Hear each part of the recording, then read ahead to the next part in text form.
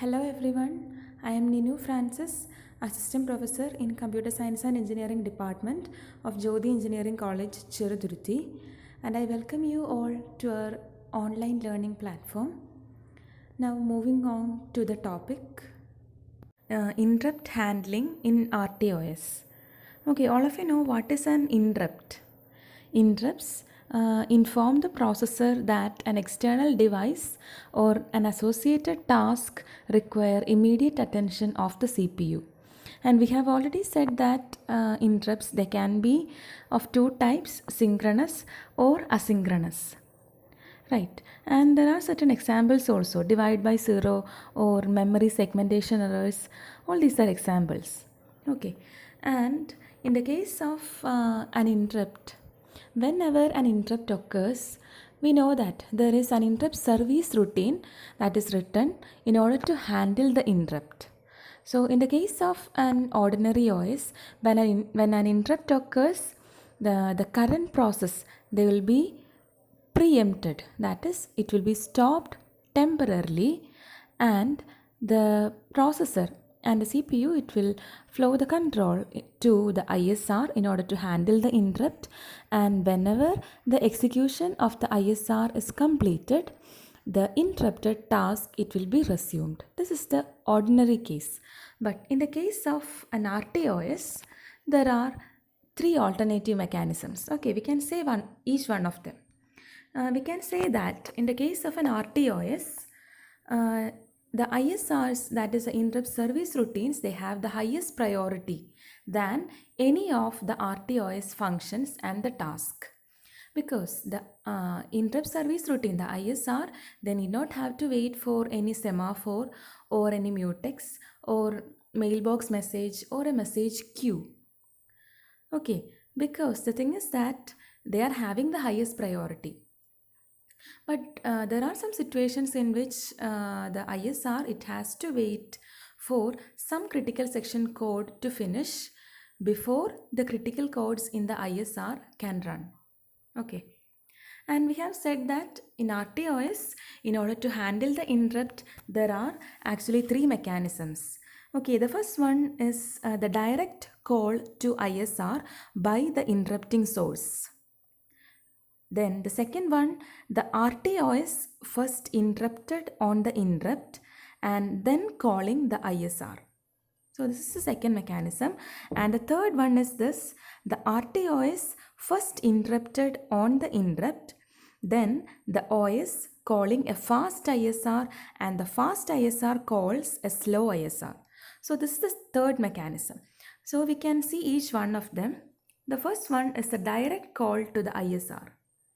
So this is the figure, and here whenever the interrupt occurs, the flow of control it directly moves to the corresponding ISR, and the ISR when it gets started, it will send an ISR start message to the OS, and it can also send event I message. Okay, and after the completion of the ISR, it will return the flow of control back to the OS.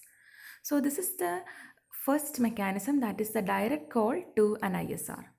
That is, whenever the interrupt occurs, the currently executing process, it will get interrupted.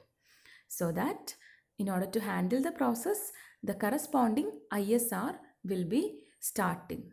So there will be a hardware source that calls the ISR directly. And whenever the ISR is called, the ISR it will send a message to the RTOS, and the message is the ISR ender message. So this message is to inform the RTOS that the ISR has taken the control of the CPU. And this ISR code it can send messages, event messages to the mailbox or the message queue. Okay, because they are having the highest priority.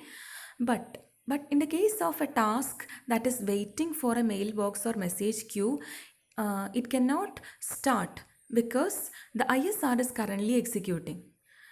Okay, so when the ISR is finished, it sent the exit message to the OS.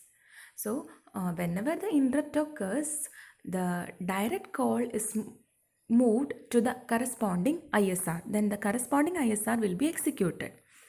And at the time of entry, an ISR entry message will be sent, and at the time of exit, or when the ISR gets completed, the ISR it sends an exit message to the RTOS. And on return from the ISR, the first of all, we are saving the processor context or the contents of the processor registers, right, before the interrupt. So on returning from the interrupt service routine, we need to get the saved context, and the RTOS it will later resume the interrupted process. Okay, so it can be rescheduling the interrupted process, or there is another case that there can be some high priority task. So the interrupted task may be rescheduled, or the high priority task may be rescheduled. It depends on the RTOS. And the next topic is the multiple ISR nesting. That is, most of the RTOS kernel, they implements the nested interrupt architecture. That is, a nested interrupt means it allows the preemption or the interruption of an interrupt service routine servicing an interrupt by a high priority interrupt. That means that each ISR with low priority, they send a message, that is an interrupt message, that is a ISM, interrupt service message, to the OS. It is actually sent to the OS in order to say to the OS that it needs to return to it after finishing the high priority interrupt. Okay, the nesting means when an interrupt source call of high priority occurs, then the control is passed to the higher priority, and on return from the higher priority, the low priority ISR, it gets started execution. Okay, that is the interrupt service routine nesting. That is a nested interrupt. Nested interrupt means it allows the preemption of an ISR by a high priority interrupt. So after executing the high priority interrupt service routine, the flow of control it moves to the low priority interrupt service routine. So that is the ISR nesting. Okay. So whenever the nesting occurs, the high priority interrupt service call, it sent an ISM message to the RTOS. And in order to implement this, there is a common stack, and it is similar to the nested function calls. And now we are moving to the second mechanism, that is the RTOS first interrupting on an interrupt and the RTOS calling the corresponding ISR. So this is the figure. Here we can see that whenever the interrupt occurs, that is the interrupt source I, it is indicated as interrupt source I, and whenever the interrupt occurs, the next thing that we are doing is that we are saving the context K.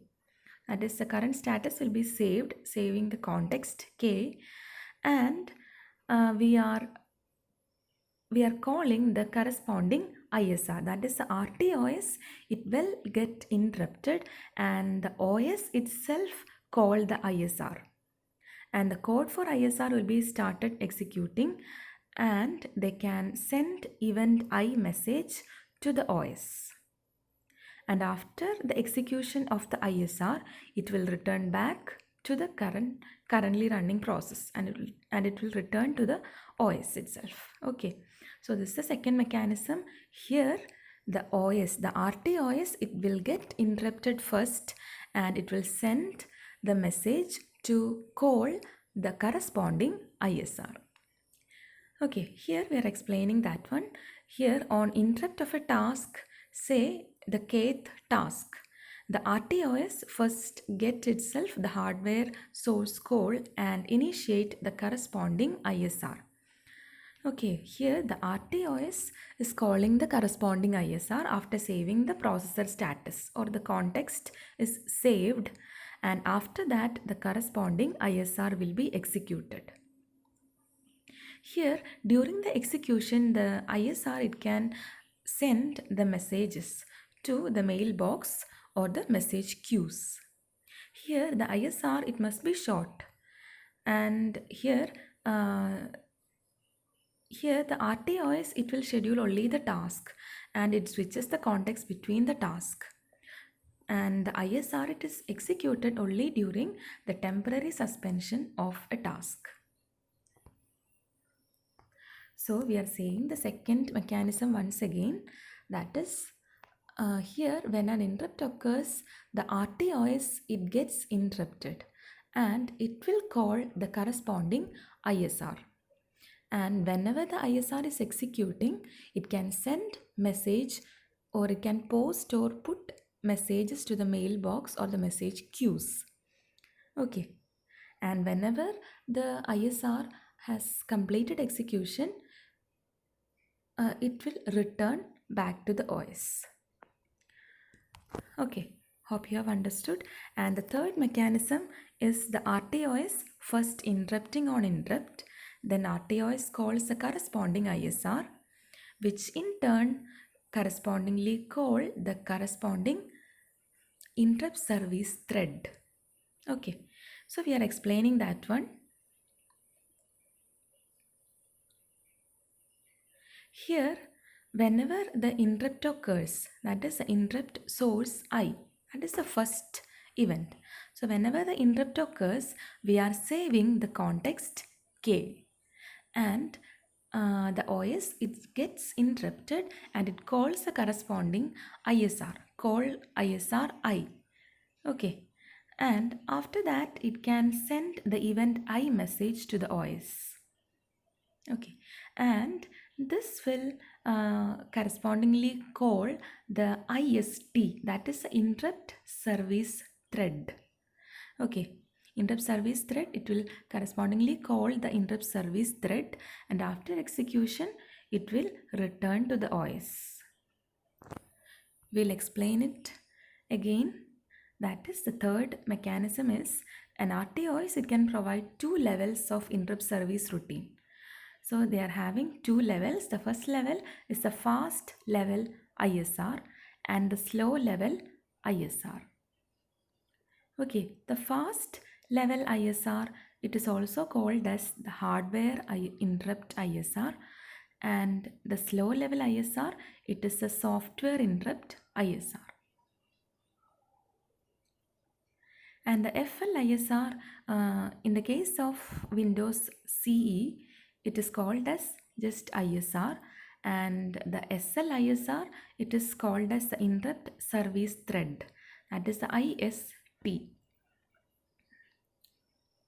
Here, when we use the FL ISR, that is a fast level ISR, it can reduce the amount of the waiting period during the interrupt, that is, it can reduce the interrupt latency. And also it can reduce the jitter. Jitter means it is the difference between the worst case and the best case latencies during servicing an interrupt. Okay, so these are the advantages of using the fast level ISRs. And in the case of slow level ISR, it is actually a deferred procedure call, that is a DPC. That is an ith interrupt service thread. It is a thread to service the ith interrupt source call. Okay, and we are seeing some examples. In the case of Windows NT, the priority levels of interrupts, they are always higher than the user thread priorities. Of course, we can assign priorities to the user thread. The priority level of interrupts are always higher. And in the case of ISR, the critical operations will be done and the remaining processing, they are passed to the deferred procedure call, that is the IST, interrupt service thread. And in the case of Windows CE, we are providing the priority inheritance for the IST. Priority inheritance means the interrupt service thread of high priority ISR will inherit the priority of the ISR. It will have the priority of the ISR itself. Okay. And if the ISR is of having the highest priority, the interrupt service thread, it will also have the highest priority. And here the Windows CE, they will provide the hard real-time support. Of course, we have said there are two types of RTOS and two types of real-time concerns. They are the hard real-time and soft real-time. Here the Windows CE, they provide hard real-time support. Okay, so in this case, we have set three mechanisms actually for interrupt handling in RTOS. The first one was the direct call to the ISR. Okay, it is an ordinary case, and the second case was the RTOS gets interrupted first and it will call the corresponding interrupt service routine. And in the third mechanism, the RTOS, they will implement two levels of ISR. That is the fast level ISR and the slow level ISR. Here, when an interrupt occurs, the corresponding RTOS, they will get interrupted first and it will be handled by the corresponding ISR, which in turn handle by the corresponding IST, that is the interrupt service thread. That is a slow level ISR or a deferred procedure call. Okay, hope you have understood the three mechanisms. Okay, with this much we are ending this video. Thank you all.